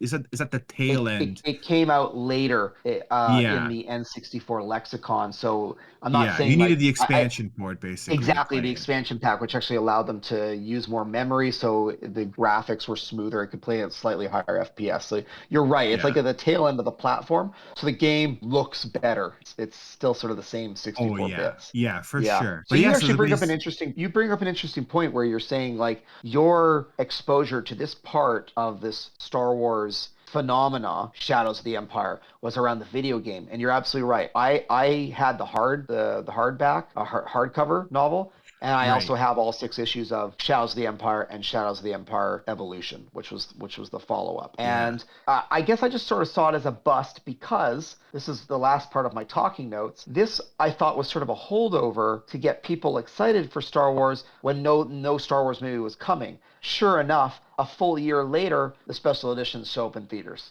Yeah, exactly. So like I say, there is actually a grand plan to everything. These evil guys in their vision board at Lucasfilm, man, they're being naughty. they were just dangling the carrot out in front of us. Because what happens, 97 through 98, you got 3 movies that brings in hundreds of millions of dollars, which is like unheard of. Like this is of Titanic. So movies to be making this kind of money on a freaking rerun, a re-release of a movie? Yeah. That's unheard of.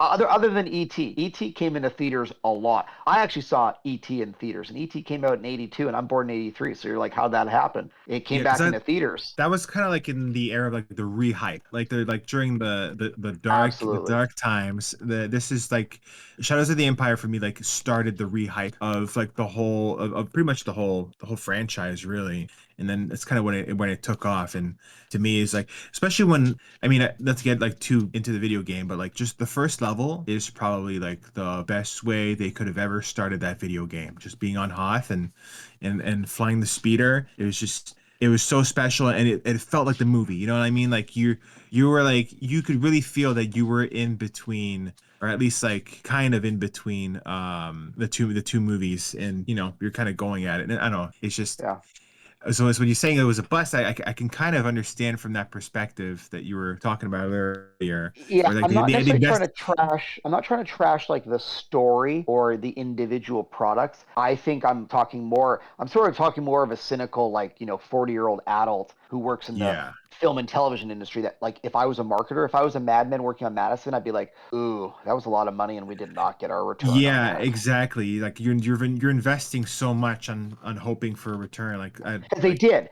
Remember, this meeting's happening in 95. They are sky high right now. Nothing can touch them. They are the best. They've got all this IP making money. Yeah. Well, Shadows of the Empire came out May 96. This meeting happened in 95. They had a lot of prep work they had to do. They had to have a novel written. They had to have the video games take a long time to get ready. Long time to get ready. They were already like, they had a pretty like good like grip on like the PC market, like on DOS and stuff. Like they had the X-Wing TIE Fighter games. X-Wing, and then Dark Forces. That's the one. So Dark Forces. Dark came out in 95, so it was probably designed in 94, maybe even 93. And then 97, I think, was Dark Forces 2. Yes. If I remember correctly. And in 99, it was sort of the end of like TIE Fighter, what they had TIE Fighter Alliance or X-Wing Alliances. And like the 64 coming out and being like, console, like more for like the younger generation and stuff like that, for them to like really introduce a game, a Star Wars game. Yeah, it was the really move from PC back to consoles. Yeah. And then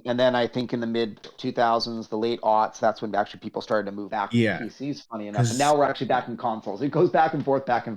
Yeah, I mean, because we don't really want to talk about Super Star Wars, because that's just a mess. No. But yeah.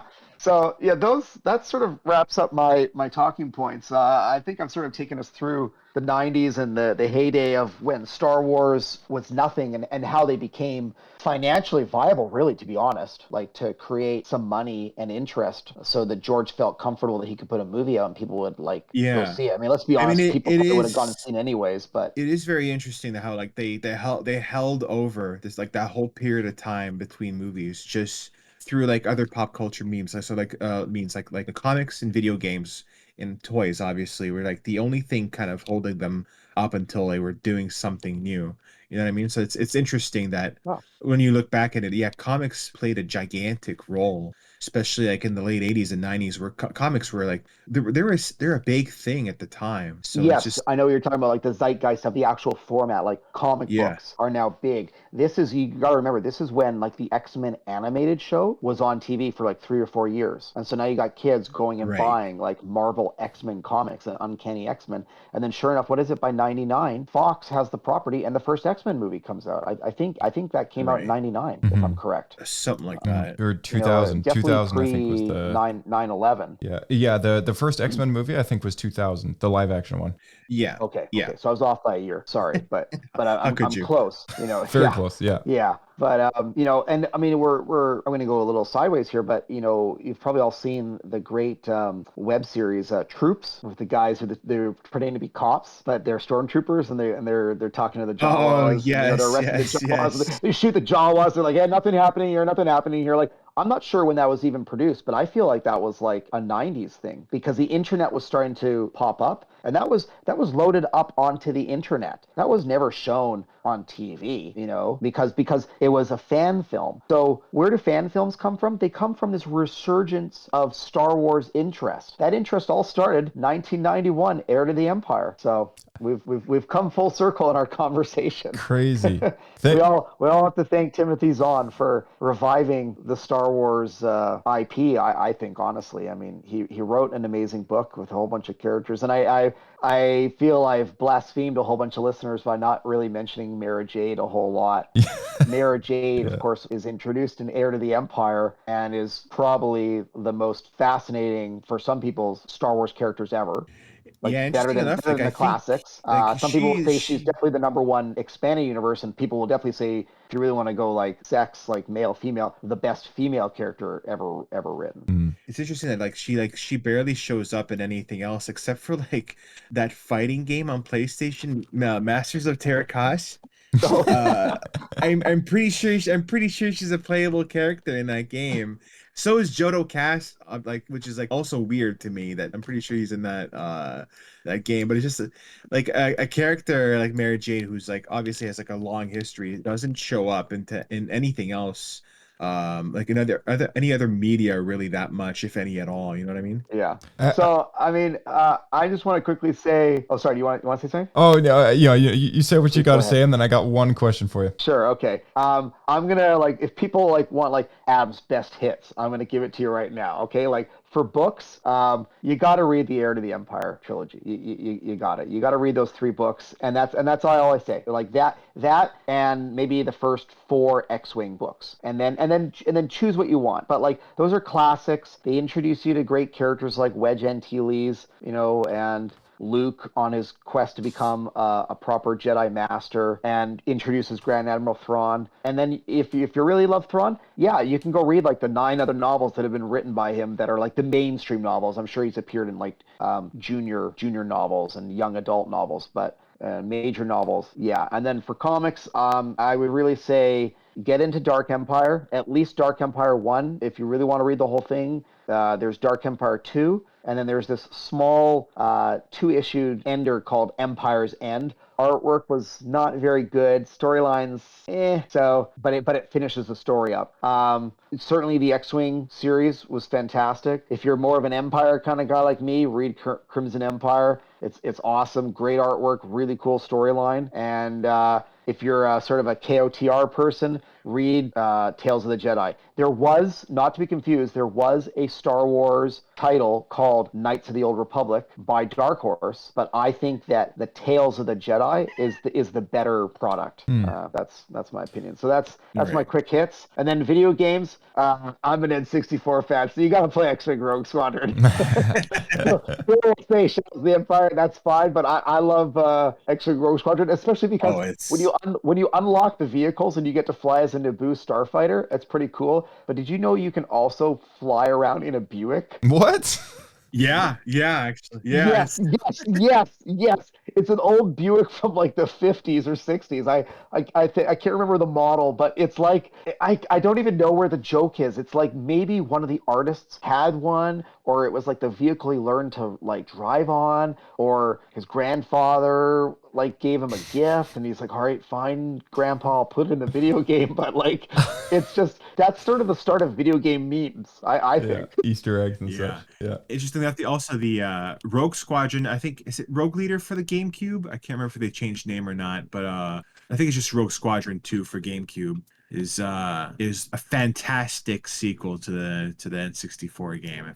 I'm sure everyone's played it, or most people have played it, but I think I should point that in there. It's fantastic. Yeah.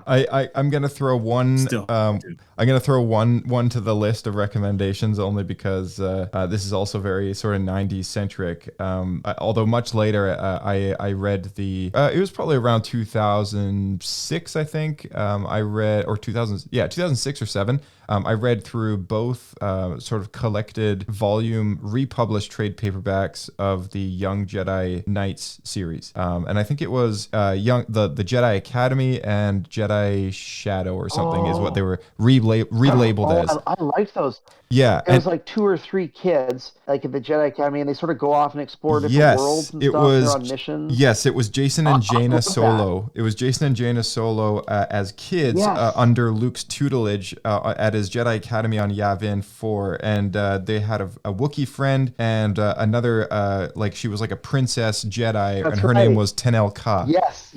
And it was like 10 or 12 novels. Like it went for quite a while. Yeah, so I read all of them because like I think they divided the series in half. I was like already too old for them, but I was like, this is Star Wars. I got to read it. So I read it. It's like this is great. It was so good, and I remember loving the crap out of these books because they were. So what they did is they took the whole series and they split it in half, and they republished the first half under one title. I think it was called Jedi Shadow or Jedi Academy or something.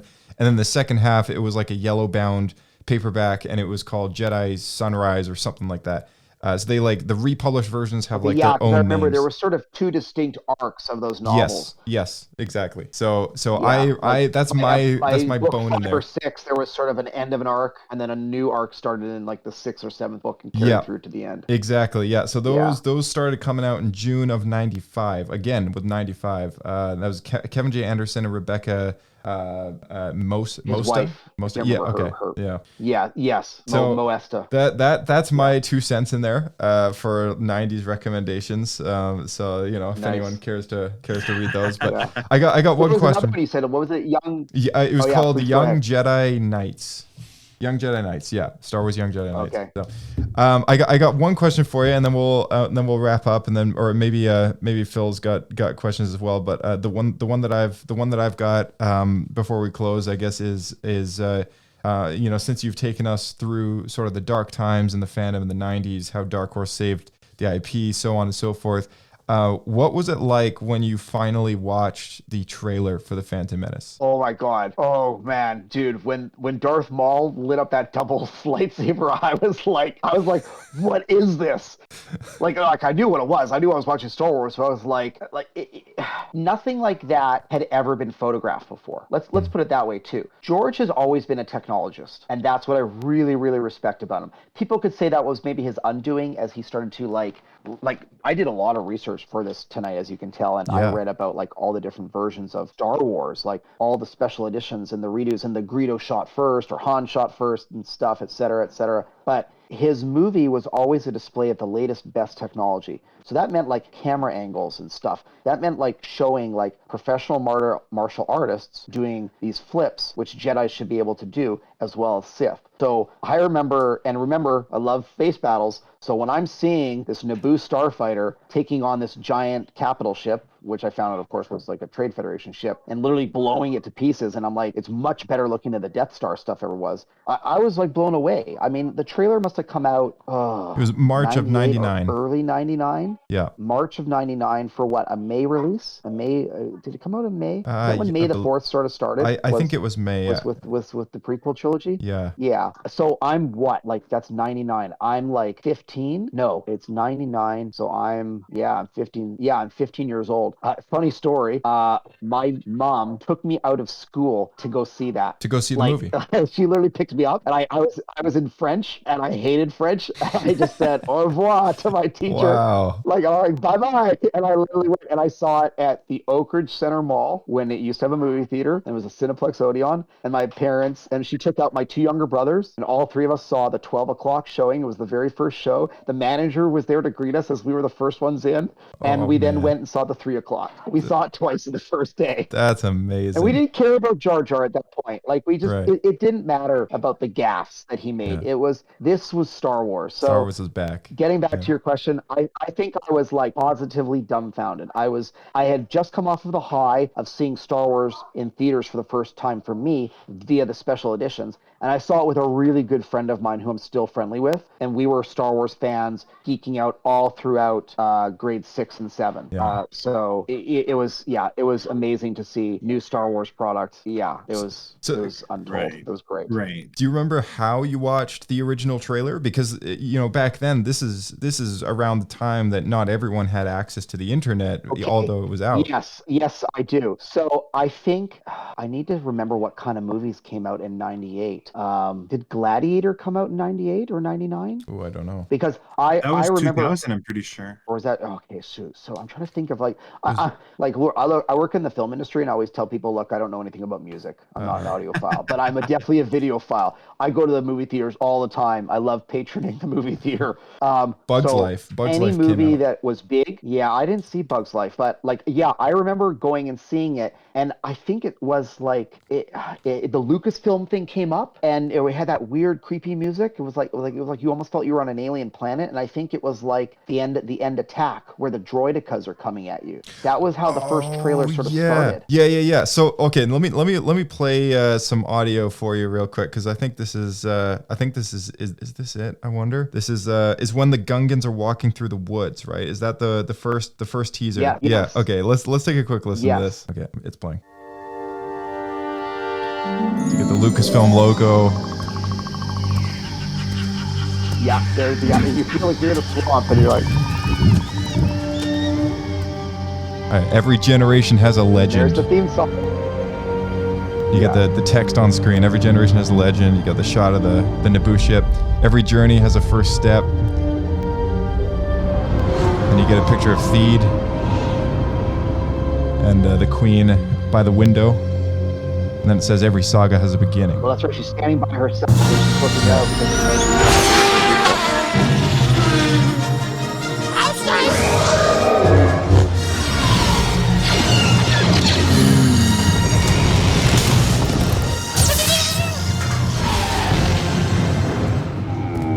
You refer to the prophecy of the one who will bring balance to the Force.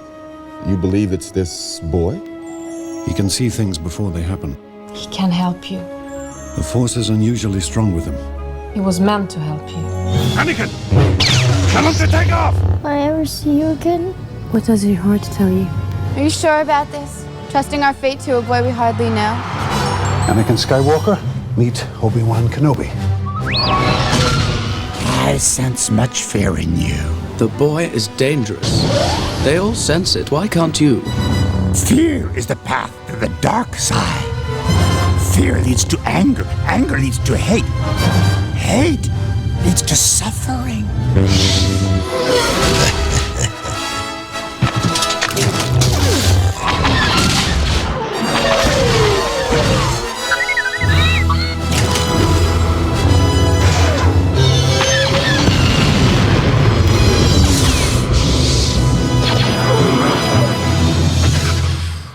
Doesn't that get you excited? Yeah, and I love Yoda's line. That stuck with me like for years and years and years, because I had already seen Empire Strikes Back by this point. People go, what do you mean? Of course, it had been out for years. But you got to remember, I probably didn't see Empire Strikes Back till like 93, until I was old enough to understand. Because it's a dark movie. It's a really dark movie. Yeah. And I remember his line. He's like, I'm not afraid. And then Yoda goes, you will be. Yeah. And so when when he says, like, anger leads to hate and hate will lead to suffering, you're like, okay, you should listen to what he's saying, because this is the sage. This is the man who's lived through it all. Yeah, crazy. I think I was just excited to see Yoda. I'm like, wow, this is a younger Yoda. That trailer is really designed for I was watching. Oh, go for it, Phil. Oh, I was saying I was watching the trailer while you were playing. I kind of synced myself up to it. Seeing young Yoda is kind of jarring, not to be honest. Like, 'cause I guess I'm just so used to seeing him in CGI. I either see the old puppet or like younger CGI. But to see like younger puppet, I'm using young as like, hyperbole here, but like young puppet is kind of, it's interesting. I kind of forgot about it for some reason. Well, at least there was a puppet. There was only 2 shots that he redid with CGI in the first movie for the re-release for the 2004 DVD release. But then, of course, all of episode 2 and 3, he's CGI. Yeah. Which, is unfortunate. I understand why it gave him, as the director, the artistic freedom to have him move in ways that the puppet could not, especially the fighting. Like when he's fighting Dooku, he can flip up. He can do those backflips that these Jedis are famous for, that they have that mobility. So it's crazy that watching that teaser trailer, and on the podcast, we actually did a dedicated episode to watching all the first teaser trailers for all the Star Wars movies, which was kind of interesting. But that one really is like, after talking to you about the 90s and the dark times, it is really catered for all those fans that were just longing to see Star Wars movies again.